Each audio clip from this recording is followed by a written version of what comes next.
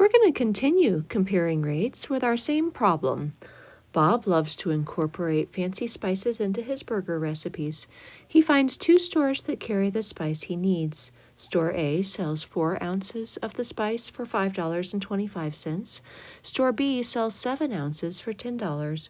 Which store has the better price for the spice Bob needs? Again, we're going to find a common value and compare, but this time we're going to avoid calculations and we're going to use a graph. So let's make our graph. It doesn't matter whether I put ounces on the vertical axis or on the horizontal axis, but since my numbers are smaller, I only go up to 7, I'll put it on the shorter axis. So I'm going to put ounces here, which means that I'll be putting dollars down here.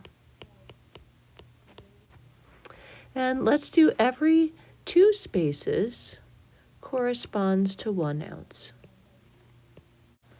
My goal here was to spread out my values instead of having them all squished together if I had had 1 space per ounce. Now with dollars, I'll do the same thing. I'll have every 2 spaces equals $1. Notice that my graph starts at the origin. It starts at 0, 0, because when I spend $0, I get 0 ounces of spice. It's important that we start our graphs at 0, 0 for these comparisons of rates. So I'm going to pick 2 different colors. I'm going to go with green is going to be store A, and let's have purple be store B. And the beauty of this is I don't need a table, I don't need a calculation. I know at store A, when I spend $0, I get 0 ounces. And I know at store A, let's see, what was my value? When I spend $5.25, I get 4 ounces. So I'm going to, let's see, this is 5.5, so 5 1/4.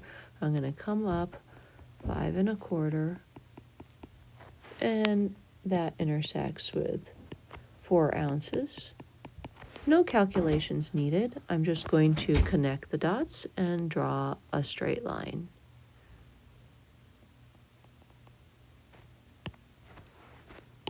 Now again, for store B, if I spend $0, I get 0 ounces. And now let's see, if I spend $10, I'll get 7 ounces. I'll connect the dots. Now I'm ready to compare. I'll pick a common value and then I'll compare. So for example, I could say if I have $6 to spend, that corresponds to getting a little bit more than 4.5 ounces at store A. At store B, that corresponds to getting a little bit more than 4 ounces. So in this case, I didn't need exact values. I can just say, well, $6, I get more of my spice from store A.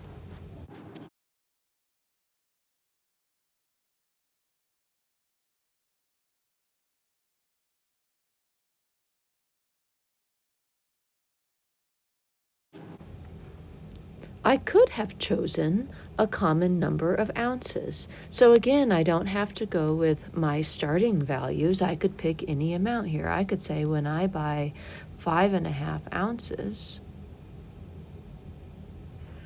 I spend a little bit more than $7 at store A, whereas I spend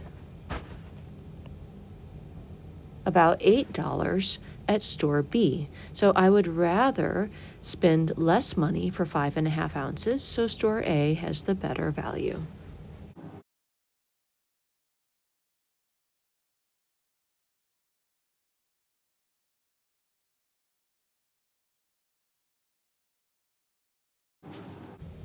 The beauty of this method is that we don't have to do any calculations.